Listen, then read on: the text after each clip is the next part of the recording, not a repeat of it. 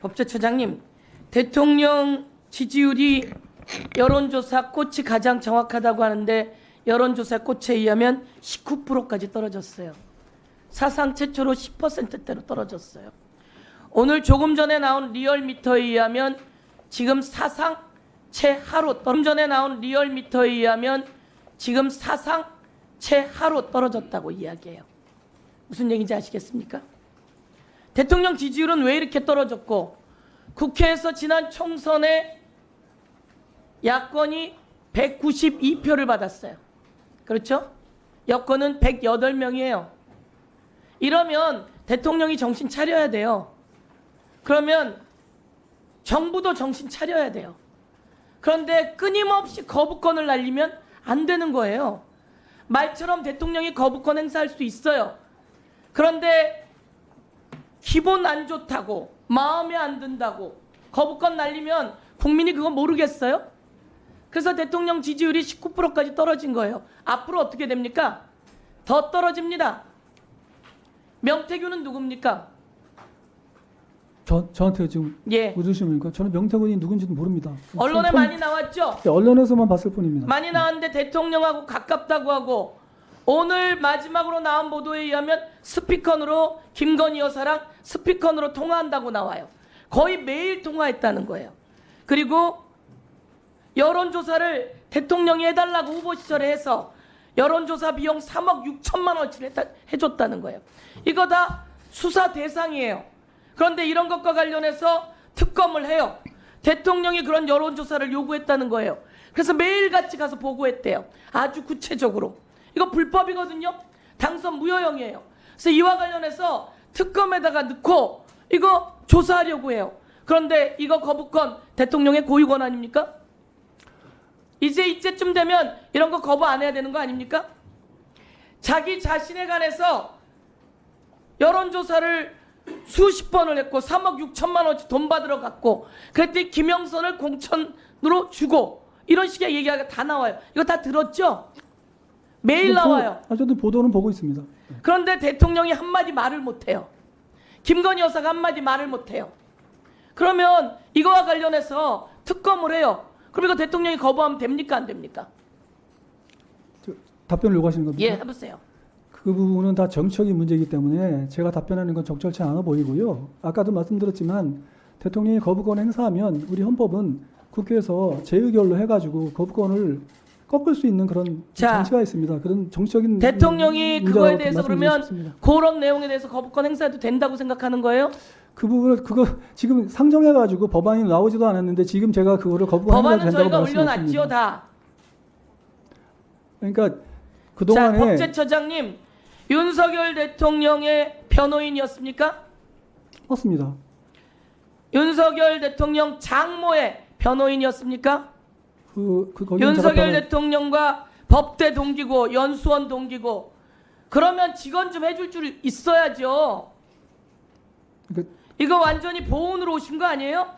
한동훈 법무부 장관 출신의 국민의힘 대표가 용산에 인적 쇄신이 필요하다는 거예요.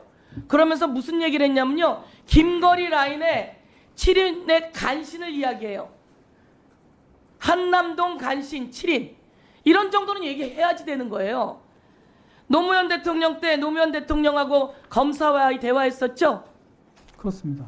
그때 노무현 대통령에게 온갖 거 갖다 대치기해서 물으셨죠?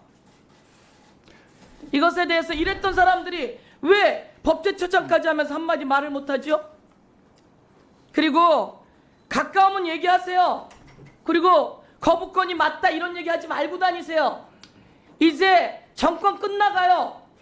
옆에서 가까우면 조언해줘야죠. 제가 법령 해석과 관련해서 하나 물어볼게요.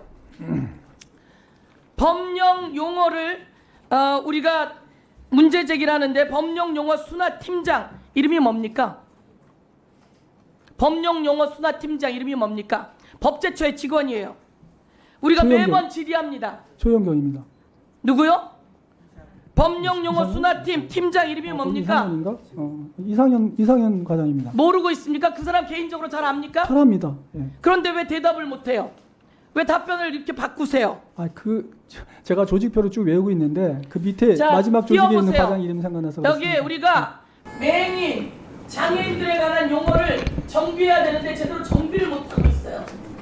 정신병자, 맹인 이런 말이 법령에 그대로 남아있단 말이에요. 이런 거 고쳐내는 거 아니에요. 그래서 우리가 법령 해석팀장이랑 항상 이야기를 하는데 수사팀 이름도 모르고 있고 개인적으로 잘 안다고요? 이름도 답변을 못하더니 뭘 개인적으로 잘 알아요. 네, 정리해 주세요. 연결하면 안 됩니다.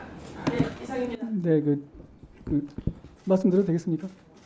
네, 간단하게. 답변 짧게 끝났습니까? 하세요. 예, 끝났으면 네. 이제 답변을 원하지 않으시면 네. 답변하세요. 잠깐 답변할까요? 짧게. 네. 네.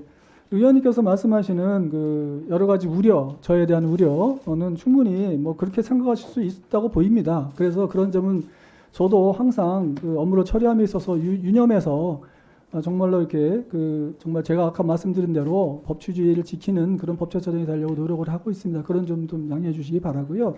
지금 말씀하신 행정규칙 문제는 일괄 정비를 그동안에 쭉 해왔는데 지금 말씀하시는 부분에 좀 남아있는 부분은 신속히 정비하도록 하겠습니다.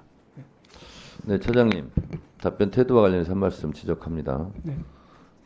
처장님 지금 현직 검사 아니죠? 네. 네. 현직 검사 때도 그렇게 하는 것도 적절하지는 않지만 지금 답변 태도는 좀 눈에 거슬리는 측면이 있습니다. 내가 구체적으로 지적은 안 하겠습니다. 원하시면 하겠습니다. 예, 그런 점이 있다면 뭐 좀 더 조심하겠습니다. 저도 이게 굉장히 잘 답변 드리려고 노력을 했습니다만 네.